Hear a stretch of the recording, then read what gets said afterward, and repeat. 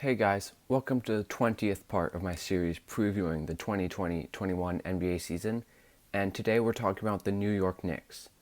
So last season, the Knicks finished with a 21-45 record. They were the 12th seed in the East, but they were a long way off the playoffs.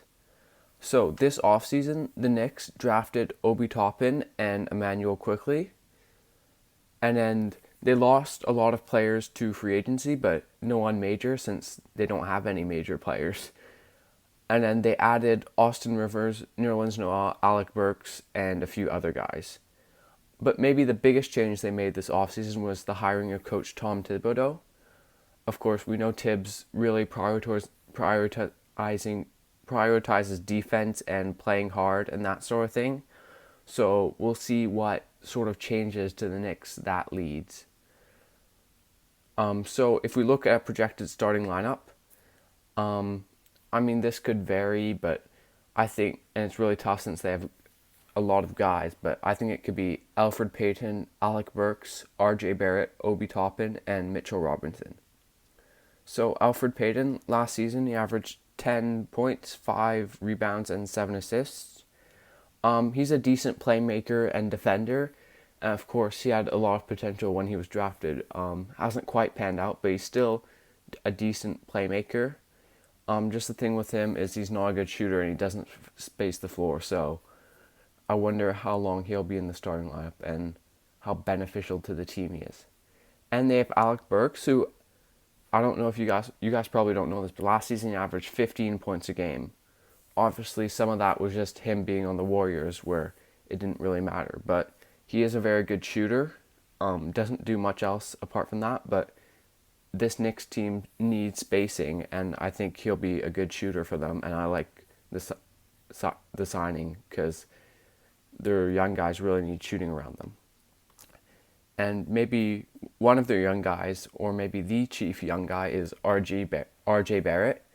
Last season, R.J. Barrett averaged a disappointing 14 points and 5 rebounds, and for the third pick in the draft, that's not great. But players do often make a big leap between their first and second seasons, and he's had a lot of time off, hopefully to work on his game, and so hopefully he's better in his second season, and his ball handling, and he's a good slasher, so hopefully he can be that type of player that can get inside. And the one thing with him, he's not a very good 3-point shooter, but if he can work on that and work on his handle and getting inside, then I think he can be a really good player, and I think he's probably their most exciting young prospect and who they should build around.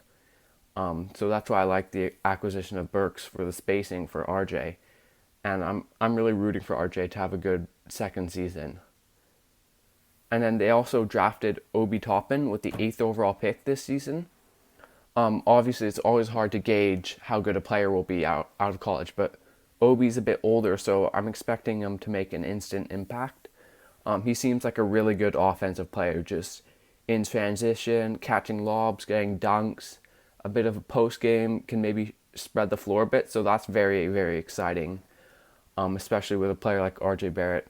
Maybe some pick and roll, maybe Obi can space the floor a bit, and then in transition he can certainly run.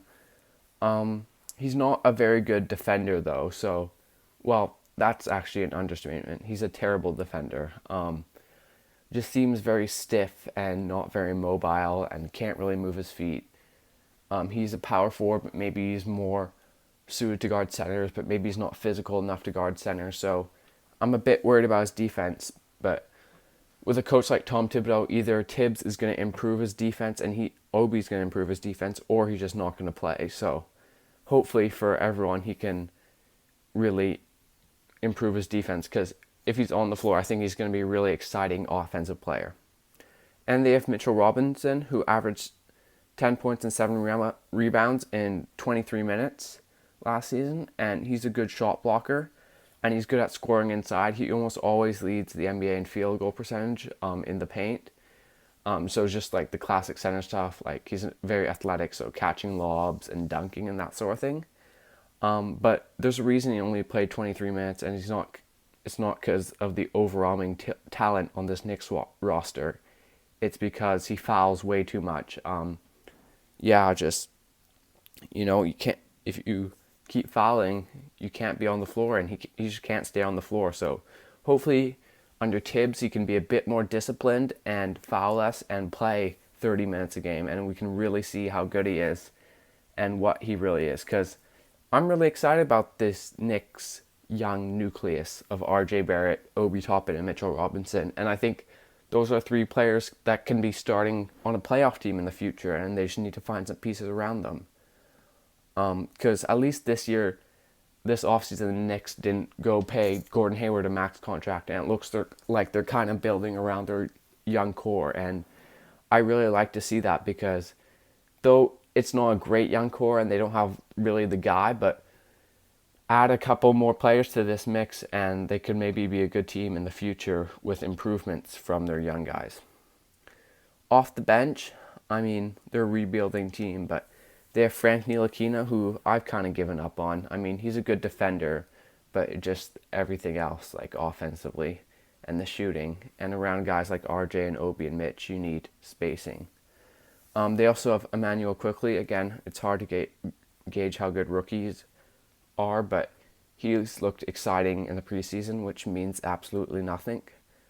Um, they signed Austin Rivers, who averaged about 9 points a game, and I really like this signing. Similar to the Alec Burks signing, he can just give you some shooting and maybe a bit of ball handling, and I like that around these young guys.